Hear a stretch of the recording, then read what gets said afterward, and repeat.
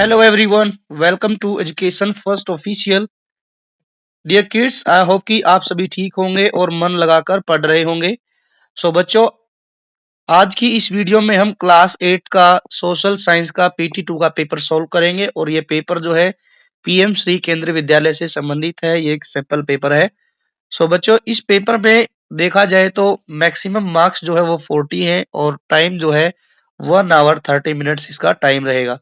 अब कुछ इंस्ट्रक्शन दी गई है इसमें, वो पढ़ लेते हैं, फिर हम सीधा क्वेश्चन पेपर को सोल्व करते हैं। इंस्ट्रक्शन में लिखा है कि ऑल क्वेश्चन आर कंपलसरी, सभी क्वेश्चन कंपलसरी है। इसमें टोटल 19 क्वेश्चन है और ये ABCDE पार्ट में 5 पार्ट में डिवाइड किए गए। ए सेक्शन में 10 क्वेश्चन है। ईच जो क्वेश्चन है वो 1 मार्क्स का है, 1 मार्क का है। और जो है बी सेक्शन जो है उसमें 3 क्वेश्चन है, शॉर्ट आंसर टाइप क्वेश्चन है, 2 मार्क्स के हैं। सी सेक्शन में 2 क्वेश्चन रहेंगे, 3 मार्क्स के हैं। डी सेक्शन में 2 क्वेश्चन है, वो 5 मार्क्स के रहेंगे। और ई सेक्शन जो है उसमें एक कॉम्पिटेंसी बेस्ड पैराग्राफ या फिर जो है आपका creative and critical thinking based पे जो पैराग्राफ है वो 4 नंबर का रहेगा। मैप बेस्ड क्वेश्चन रहेंगे 4 अंक के। चलिए देखते हैं, अब हम सेक्शन 1 सॉल्व करते हैं क्या दिया गया इसमें। यहाँ पर जो सेक्शन 1 है उसमें MCQ क्वेश्चन है, तो इनको सोल्व करते हैं। फर्स्ट क्वेश्चन है, who was the founder of the Maratha empire. जो मराठा एम्पायर था उसका फाउंडर कौन था, मीन्स की मराठा एम्पायर की स्थापना किसने की थी ये बताना है। तो इसमें आंसर दिए गए संभाजी, शिवाजी, बाजीराव और महादजी शिंदे। तो जो बच्चों मराठा एम्पायर के जो फाउंडर थे वो थे छत्रपति शिवाजी। छत्रपति शिवाजी थे इनके, तो हमारा ये आंसर हो जाएगा बी। नेक्स्ट क्वेश्चन है, who started a printing press and spotted modern medicine. तो यहाँ पूछा गया है कि प्रिंटिंग प्रेस की स्थापना किसने की थी और मॉडर्न मेडिसिन की जो है को किसने सपोर्ट किया था वो बताना है। महादजी शिंदे। ये भी बच्चों दूसरा क्वेश्चन जो है मराठा एम्पायर से ही संबंधित है। महादजी शिंदे, बाजीराव फर्स्ट, जॉय सैफोजी सेकंड, ठीक है, जॉय सैफोजी सेकंड, और ये है इकी। तो इसमें बच्चों जो जॉय सैफोजी थे वो सैफोजी थे, उन्होंने प्रिंटिंग प्रेस की जो है स्थापना की थी, मतलब स्टार्ट किया था। और उन्होंने जो है सपोर्ट किया था मॉडर्न मेडिसिन को। इन्होंने मॉडर्न मेडिसिन के लिए जो ये तंजावर में थे एक्चुअली बच्चों, इनका जो एरिया था तंजावर, तंजावर में थे ये। एक जगह है वहां पर थे और इन्होंने वहां पर एक धनवंतरी धनवंतरी महल की स्थापना की, धनवंतरी महल की स्थापना की। और इसके अलावा इन्होंने प्रिंटिंग प्रेस की जो स्थापना की थी वो की थी साउथ इंडिया में, साउथ इंडिया में। और लगभग ये जो था साउथ इंडिया में जो स्थापना की थी 1805, ठीक है, में इन्होंने स्थापना की थी। और ये जो प्रिंटिंग प्रेस थी ये फर्स्ट जो थी देवनागरी प्रिंटिंग प्रेस थी। देवनागरी देवनागरी प्रिंटिंग प्रेस थी।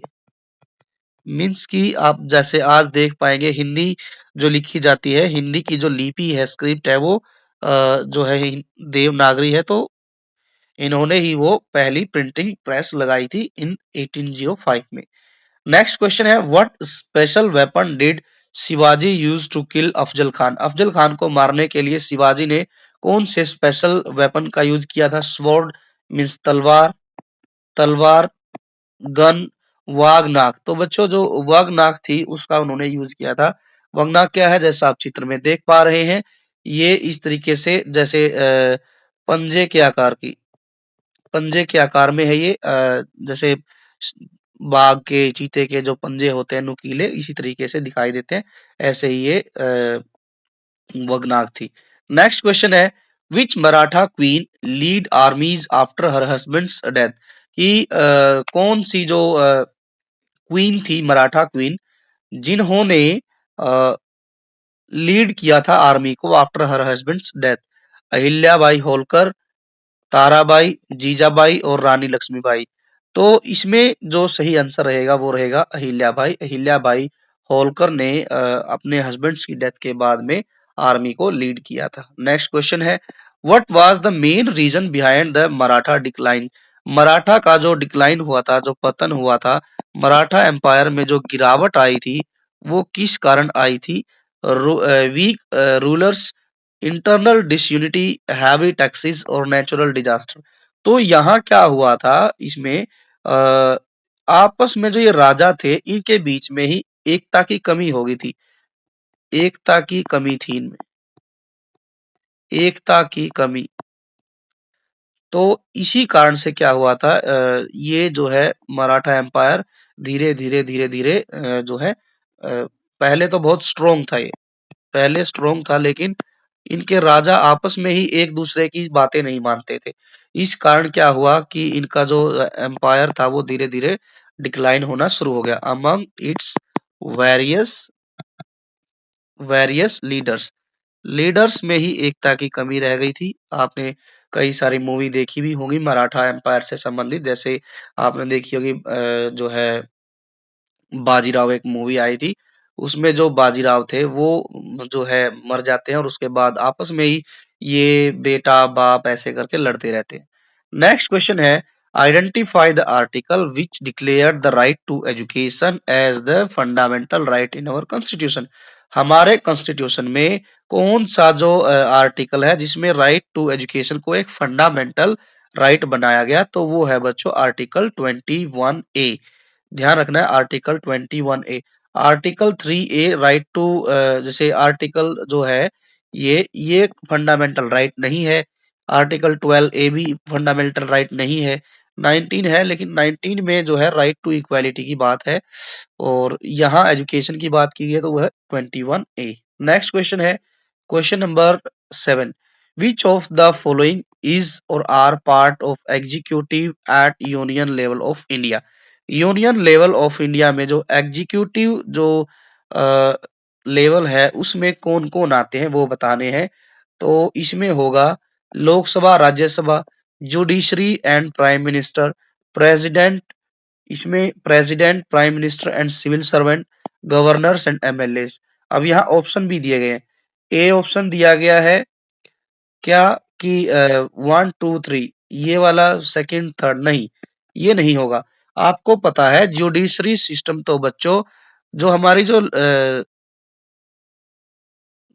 हमारे देश में जो पार्लियामेंट्री सिस्टम है बच्चों, पार्लियामेंट्री सिस्टम है जो, उसमें आपने देखा है कि एक तो होता है लेजिस्लेटिव, लेजिस्लेटिव, एक होता है यहाँ पर दिया गया है एग्जीक्यूटिव, और एक होता है अपना जुडिशरी सिस्टम। ठीक है, जुडिशरी, ये तीनों अलग अलग हैं। जुडिशरी सिस्टम में तो हमारी न्याय व्यवस्था आएगी, न्याय व्यवस्था जिसमें हमारा सुप्रीम कोर्ट है, सुप्रीम कोर्ट है, और जो है हाई कोर्ट है, या फिर हमारे डिस्ट्रिक्ट कोर्ट है, ये आएंगे इसमें तो, डिस्ट्रिक्ट कोर्ट। तो ये तो ऑप्शन है ही नहीं, बिल्कुल भी नहीं है ये तो। अब है कौन सा ऑप्शन बच गया? Only third. अब देखो एग्जीक्यूटिव की बात की गई है, एग्जीक्यूटिव में कौन कौन आते हैं? इसमें आते हैं प्रेसिडेंट, प्राइम मिनिस्टर, और जितने भी सिविल सर्वेंट है ये सब जो है एग्जीक्यूटिव में आते हैं। तो इसका आंसर हो जाएगा ओनली बी। ठीक है, ओनली 3, बी ऑप्शन। नेक्स्ट चलते हैं, what does a money bill contain? Money bill में जो है क्या कंटेन करता है? Bill related to appointment of chairman of UPSC, union public service commission का जो चेयरमैन होता है उसकी अपॉइंटमेंट से संबंधित है। A bill concerning type of currency, a bill dealing with taxation, government expenditure and revenue, bill can be introduced in Rajya Sabha only. No, ये तो है ही नहीं, गलत है ये तो। जो बच्चों मनी बिल होता है वो सिर्फ और सिर्फ लोकसभा में ही, लोकसभा जो होती है हमारी लोअर, जो अपर तो होती है हमारी, अपर जो सभा होती है वो है राज्यसभा, लोअर जो सदन है उसमें इसको क्या किया जाता है, इंट्रोड्यूस किया जाता है। और जो मनी बिल होता है इसमें सरकार के जो टैक्सेशन, गवर्नमेंट के खर्चे और जो इनकम है वो सब आते हैं इसमें, तो सी ऑप्शन हो जाएगा इसका। ठीक है, यूपीएससी के चेयरमैन को अपॉइंटमेंट करने की बात इसमें कहीं भी नहीं होती है, तो ये हो जाएगा हमारा सी ऑप्शन। नेक्स्ट है क्वेश्चन नंबर 9। 9 में क्या लिखा, what is the final step for a bill to become a law. यदि किसी बिल को कानून बनाना है, ठीक है, लॉ बनाना है, तो उसके लिए हमें बच्चों प्रेसिडेंट जो है उसकी हमें, एक मिनट, प्रेसिडेंट के पास से उसको क्या करना पड़ेगा, प्रेसिडेंट की मोहर लगना उस पर जरूरी है, प्रेसिडेंट की असेंट होना बहुत जरूरी है, तभी जाकर वो, देखो कोई भी बिल है, आप छोड़कर जो मनी बिल सिर्फ और सिर्फ लोकसभा में ही इंट्रोड्यूस किया जाता है, बाकी सारे किसी भी सभा से आप ला सकते हैं, राज्यसभा से या लोकसभा से। उसके बाद दोनों पक्ष, ठीक है, गवर्नमेंट का भी और विपक्ष भी, वो दोनों बहस करेंगे, खूबियां गिनवाएंगे, जब दोनों की सहमति बन जाएगी, ठीक है, और जो है उसमें राज्यों का भी जो असेंट लिया जाता है वो भी, फिर उसके बाद फिर फाइनल जाकर राष्ट्रपति की मोहर लगती है, तभी कोई भी लोग जो है बच्चों वो कानून, मतलब बिल कानून बनता है, लॉ बनता है। जैसे अभी आप लोगों ने सुना होगा, एक स्कीम आई थी बच्चों, जी राम जी। जी राम जी जो है स्कीम है, योजना है सेंट्रल गवर्नमेंट की। बेसिकली क्या है बच्चों, पहले हमारे यहाँ चल रही थी मनरेगा। मनरेगा एक स्कीम थी, योजना थी, जिसमें गांव के लोगों को रोजगार दिया जाता था 100 दिन का। लेकिन जी राम जी में 125 डेज का रोजगार दिया गया है। इसी स्कीम का नाम बदल दिया सिर्फ जी राम जी। और इसकी सहमति कब हुई, जब मतलब इसको लागू कानून कब से बना, जब राष्ट्रपति ने इस पर जो है असेंट दिया, तब से। अब है नेक्स्ट क्वेश्चन, सेंगोल के बारे में पूछा गया।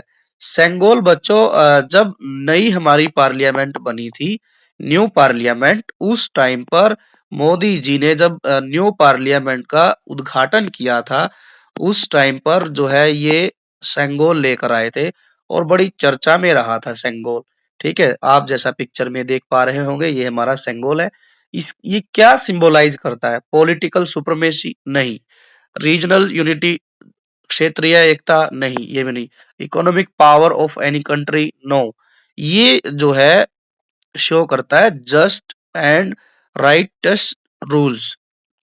ठीक है, तो ये हमारा जो है उचित शासन और न्यायपूर्ण व्यवस्था को दर्शाता है सेंगोल। उचित शासन एवं, यहाँ बच्चों जस्ट नहीं है, ये जस्टिस है, जस्टिस, और जो है उचित न्याय और जो है उचित शासन को दर्शाता है ये सेंगोल। ठीक है, बेसिकली सेंगोल क्या था बच्चों, ये हिस्टोरिकल सिंबल है, हिस्टोरिकल हिस्टोरिकल सिंबल है। कहां से लिया गया है ये, फ्रॉम तमिलनाडु से लिया गया है। तमिलनाडु में क्या था, चोल डायनेस्टी थी, चोला डायनेस्टी, और चोला डायनेस्टी में इसको यूज किया जाता था हिस्टोरिकल सिंबल के रूप में सेंगोल को। तो इसका आंसर हो जाएगा D, justice and right rule. आगे है क्वेश्चन है नेक्स्ट। अब बी पार्ट पर हम आ गए हैं। बी पार्ट में क्या लिखा गया है देख लेते हैं एक बार, सेक्शन बी में, कि यहाँ बताया गया है who was Shivaji and what was his vision of swaraj. Next question है what role did bhakti saints play in shaping Maratha society, और give importance of parliamentary committees, parliamentary जो कमेटीज हैं उनकी क्या इंपॉर्टेंस है वो बतानी है, एक्सप्लेन करनी है। चलिए इन क्वेश्चनों के आंसर जो है बच्चों हमने अलग से लिख रखे हैं, ताकि हमें टाइम जो है ज्यादा ना लगे वीडियो में, सीधा इनके क्वेश्चनों की तरफ चलते हैं और इनके आंसरों को एक एक करके देखते हैं। अब है ये क्वेश्चन नंबर 11 का आंसर, हु वाज शिवाजी। तो Shivaji was a prominent Maratha ruler. जो शिवाजी थे वो मराठा रूलर के प्रोमिनेंट जो है रूलर थे, राजा थे, and the founder of Maratha empire. ठीक है, मराठा एम्पायर के फाउंडर भी थे in western Deccan region of India. Basically क्या था बच्चों, आपने देखा होगा इस तरीके से हमारा मैप है, नीचे नीचे तो इस तरीके से है। मराठा बेसिकली जो थे वो महाराष्ट्र से संबंधित थे, महाराष्ट्र से संबंधित। लेकिन बाद में क्या हुआ, इन्होंने जो है महाराष्ट्र से निकलकर जो है इसके बाद गुजरात, गुजरात के बाद मध्य प्रदेश और ये दिल्ली तक जो है अपने राज को इन्होंने पहुंचाया था। His vision of Swaraj was to establish self-ruler where people were treated fairly and justice was given to all. तो this one was the vision of Shivaji. Shivaji का विजन था कि जो है सभी के साथ सब जो है इक्वली ट्रीट किए जाएं स्वराज में। ठीक है, स्वराज मतलब क्या होता है बच्चों? स्वराज, इसका मतलब ही है कि अपना राज। सबको ये रहे कि भाई सभी जो सरकार है उसमें सभी की भूमिका इक्वल रहे, ठीक है, और सभी के लिए न्याय रहे, जस्टिस सिर्फ किसी एक पक्ष को न मिले, गरीब से गरीब, अमीर से अमीर के साथ जस्टिस लेवल पर इक्वालिटी हो।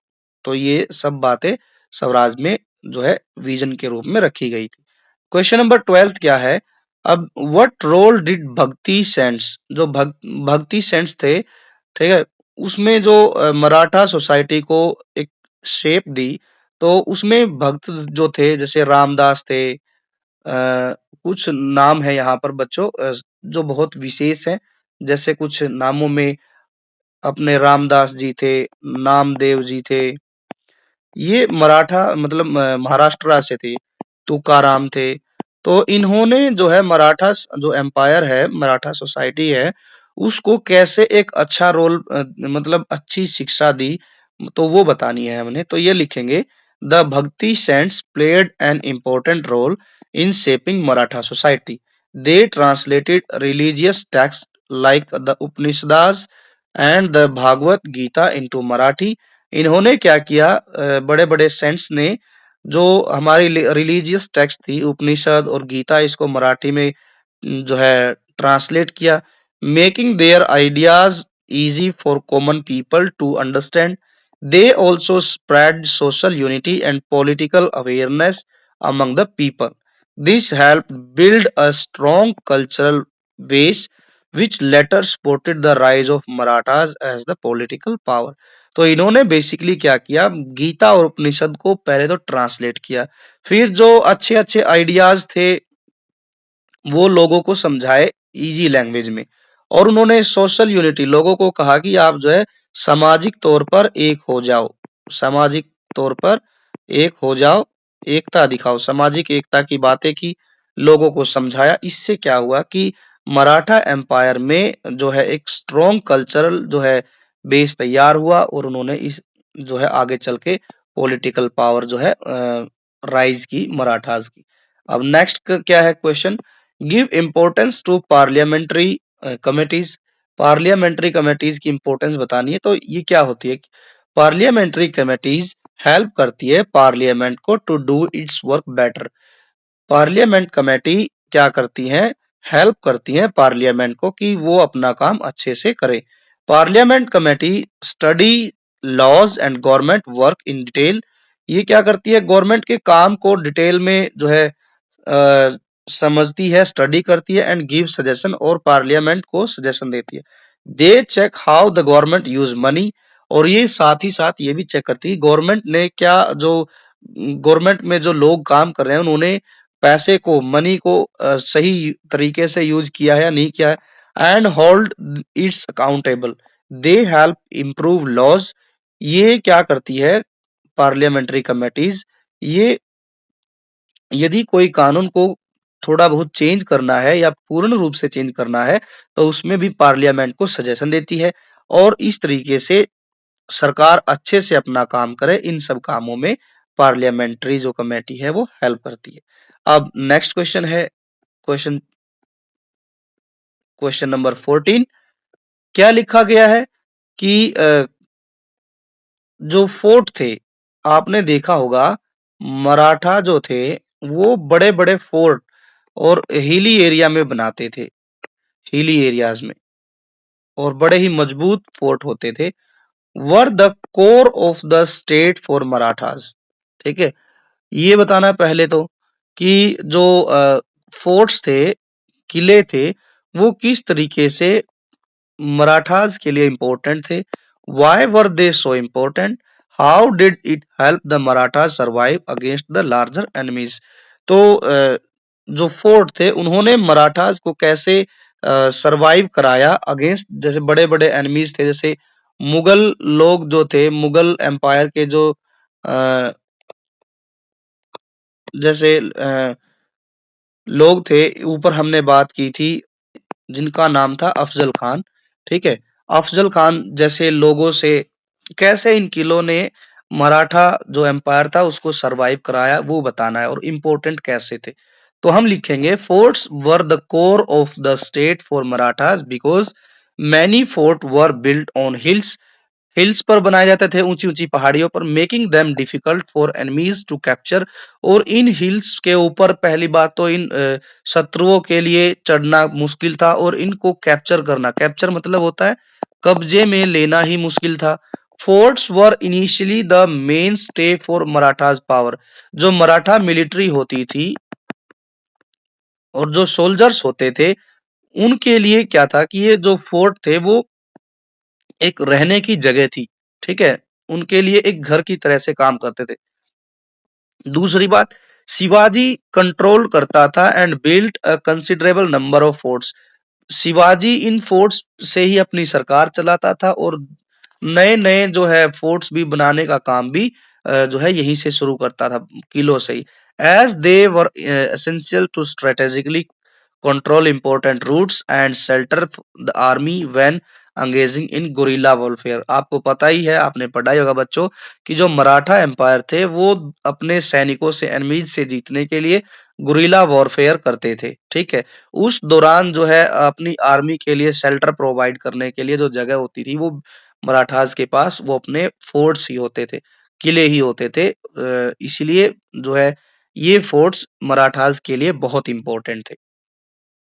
एक बार फिर से देख लेते हैं। Forts were the core of state for Marathas because many forts were built on hills making them difficult for enemies to capture. ये कैप्चर करने बहुत मुश्किल थे क्योंकि बहुत हाइट पे बने होते थे, ये ऊंचाई पर बने होते थे।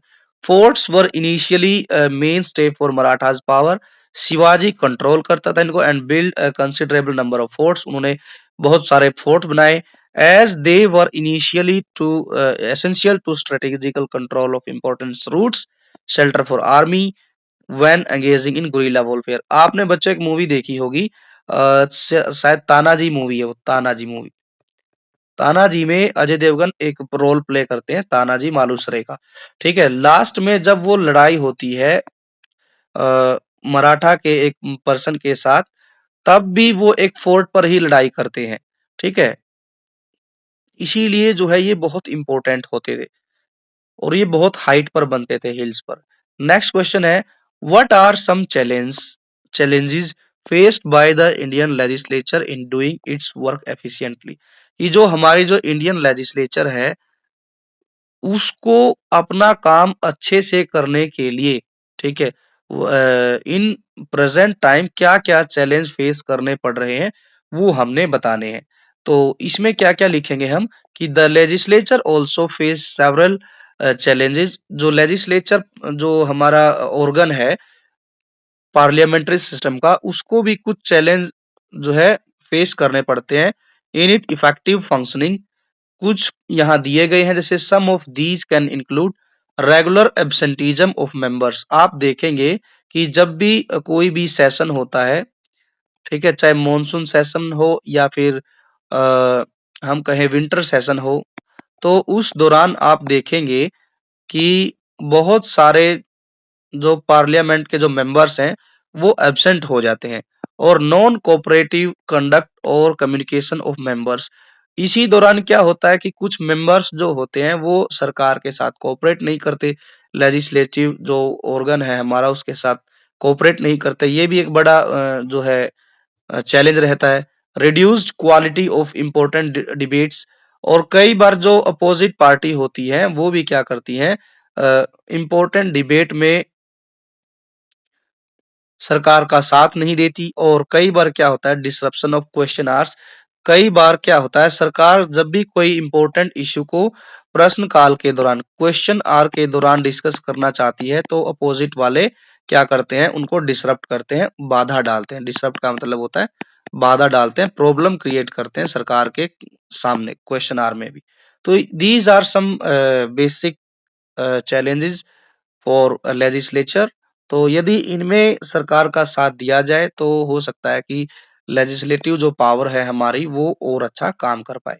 नेक्स्ट क्वेश्चन है, ये बच्चों 5 क्वेश्चन के मार्क्स के क्वेश्चन आ गए हैं, अब इनको देख लेते हैं। क्वेश्चन नंबर 16 5 मार्क्स का क्वेश्चन है। यहाँ लिखा है describe the role and function of 3 organ of government. हमने ऊपर भी बात की थी कि जो 3 ऑर्गन ऑफ गवर्नमेंट है वो है एग्जीक्यूटिव, उसके बाद लेजिस्लेटिव और जुडिशरी सिस्टम। ठीक है, उनके हमने रोल बताने और फंक्शन बताने क्या क्या। India's constitution established 3 core organ, the legislature for law making, कानून बनाने के लिए देश में है लेजिस्लेटिव ऑर्गन है पार्लियामेंट्री सिस्टम का, the executive for implementing them, और कानूनों को बनाने के बाद उनको लागू करने का काम एग्जीक्यूटिव का होता है, एंड द जुडिशरी, जुडिशरी क्या होती, court, for interrupting laws and ensuring justice, ensuring a separation of power to prevent abuse and mention check and balance with each organ functioning independently। अब क्या करता है, देखो लेजिस्लेटिव तो कानून बनाती है, एग्जीक्यूटिव उनको लागू करती है। कई बारी क्या होता है कि कोई भी लॉ बनता है, हो सकता है कि वो सिटीजन्स के लिए ठीक नहीं है, ठीक है, तो उस समय पर कोर्ट क्या करता है, कोर्ट इंटरप्ट करता है, वो चेक करता है कि बनाया गया जो कानून है क्या वो इक्वली जस्टिफाई है सभी लोगों के लिए, क्या वो किसी के राइट के अगेंस्ट तो नहीं जा रहा है, क्या वो ऐसा लॉ तो नहीं बन गया जो रिच पीपल को फायदा दे रहा है और पुअर पीपल के अगेंस्ट है वो। ठीक है, इस तरीके के काम करता है जो हमारा जुडिशरी सिस्टम। जैसे बच्चों अभी आप लोगों ने देखा होगा अरावली जो हमारी रेंज है उसमें 100 मीटर की डेफिनेशन दी गई थी, 100 मीटर की डेफिनेशन। ठीक है, तो बाद में सुप्रीम कोर्ट ने ही अपने ही जो बात थी उसको जो है नीचे रखते हुए अपनी ही जो डेफिनेशन थी अरावली से संबंधित 100 मीटर वाली, उसको खत्म करते हुए अरावली की जो कटिंग थी उस पर रोक लगा दी थी। ये सब काम करना होता है जो है जुडिशरी सिस्टम को, वो चेक करता रहता है क्या जो कानून बने हैं क्या वो सही है और लोगों के साथ जो जस्टिस किया गया है वो ठीक है या नहीं है। तो इस तरीके के काम जुडिशरी सिस्टम करता है। But checking the others to uphold democracy and protect right, लोगों के कानूनों को और लोकतंत्र को बनाए रखना भी जो है जुडिशरी सिस्टम का काम होता है। These are the functions and role of the 3 organ of government. Now next question क्या है, हु वर मराठास, मराठास कौन थे, how did they manage to become the largest pan India power before British look. अब क्या था कि आफ्टर मुगल, बच्चों after Mughal empire, यदि किसी एक बड़े बड़े एम्पायर जो बना तो उसमें बात आती है मराठास की। यहाँ यही बताना है कि मराठास कौन थे। मराठास बेसिकली एक वॉरियर जो थे बच्चों, वॉरियर थे ये, और ये महाराष्ट्र से बिलोंग करते थे। ठीक है, और how did they manage to become the largest pan India power, और ये एक समय पर आकर मुगल एम्पायर को डिक्लाइन करके इन्होंने क्या किया था, ये खुद एक बड़ी शक्ति बन गए थे बिफोर ब्रिटिश टुक ओवर, जब तक ब्रिटिश ने उस पावर को टेक ओवर नहीं किया था। अब है बताना है हमने सारे कैसे कैसे इन्होंने किया। The Marathas warrior people from Maharashtra in the Deccan region, ये डेक्कन रीजन, डेक्कन रीजन कौन सा, महाराष्ट्र वाला रीजन में ये रहते थे, वॉरियर पीपल थे। दे spoke Marathi and followed Hindu tradition, ये मराठी लैंग्वेज बोलते थे और जो है हिंदू ट्रेडिशन को फॉलो करते थे। ठीक है, with leaders like Shivaji they built a strong empire, इन्होंने क्या किया, शिवाजी के नेतृत्व में एक बहुत जो है स्ट्रॉन्ग एम्पायर खड़ा किया। फोर्ट अगेंस्ट मुगल, मुगलों के खिलाफ ये लड़े। They became the largest pan-Indian power because the Marathas built a strong military.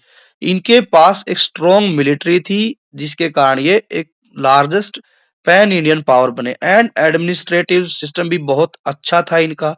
ठीक है. Their use of hills forts, fast moving cavalries and guerrilla जो वॉरफेयर था उसने हेल्प किया किसमें डिफीट लार्जर एनिमीज मुगल जैसे बड़े एनिमीज को इन्होंने डिफीट किया किस पर डिपेंड होकर गुरिल्ला वॉरफेयर पर और इनके पास बहुत बड़े संख्या में फोर्ट थे और इसके अलावा बहुत बड़ी इनके पास फौज भी थी इन सब चीजों के कारण इन्होंने बहुत अच्छे तरीके से अपने शत्रुओं को हैंडल किया और उनको हराया they collected Chauth and sardeshmukhi ये बच्चों जो है चौथ एंड सरदेशमुखी टैक्स कलेक्शन का स्कीम था इनका which gave them financial strength और ये जो चौथ चौथ मतलब होता था बच्चों 1/4 जो है पार्ट जैसे मान के चलिए किसी ने क्रॉप या वीट क्रॉप उगाई है ठीक है वीट है राइस है ये किसी ने ग्रो की है तो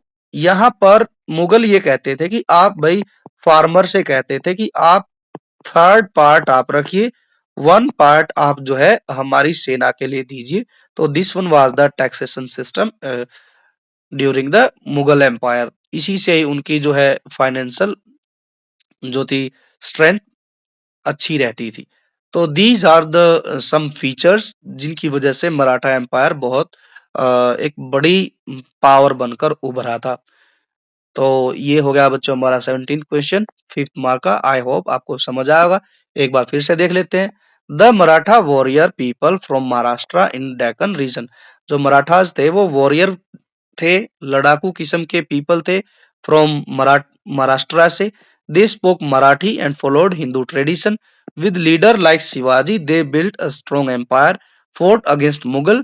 They became the largest pan-Indian power because the Maratha built a strong military and administrative system.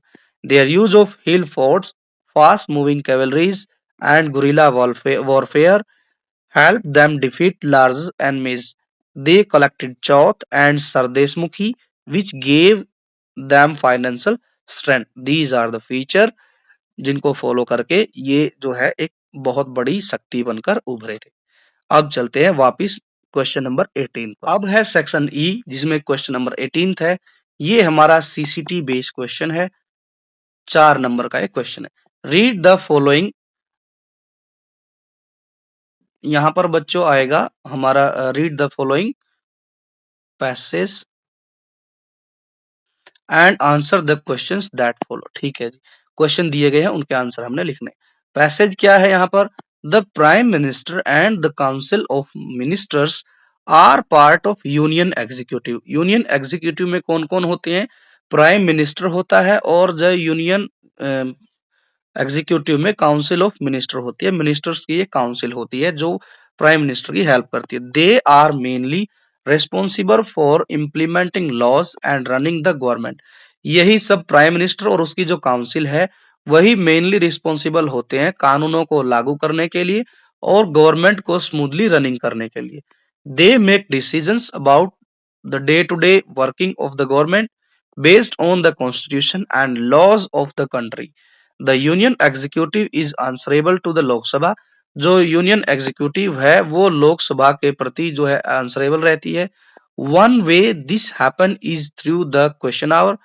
Which is the first hour of parliamentary session का जो पहला जो आवर होता है उसको बोलते हैं क्वेश्चन आवर मीन्स प्रश्न काल ठीक है और नेक्स्ट है ड्यूरिंग दिस टाइम इस समय पर member of parliament MPs ask questions to the minister about government work there are also special committees that check the work of ministers. These committees includes MPs from different parties. तो ये कुछ जो है passage है अब इस पर based question है पहला क्वेश्चन है who are the main member of union executive तो यूनियन एग्जीक्यूटिव के मेंबर कौन कौन है तो पहली लाइन में लिखा है यहाँ पर कि the prime ministers and the council of minister तो यही हमने लिखना है the prime ministers the prime ministers, the prime minister and the and क्या है इसके बाद, the council of ministers, council council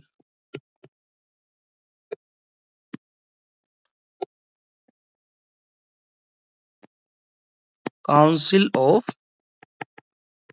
ministers जो है are the main member of the union executive. Next question है, what is the main role of prime minister and the council of minister? जो prime minister है, जो कि member है किसका, union executive का, उनका क्या काम होता है, तो यहां पर लिखा गया है, जस्ट वेट, इसको हम एक बार मिटा लेते हैं ताकि हमें समझने में आसानी हो। यहां लिखा है they make decisions about day to day, ठीक है, एक तो ये काम है, और क्या काम है, they are mainly responsible for implementing laws and running government. This is the main work of prime ministers and council of ministers. तो हम यहाँ लिखेंगे they are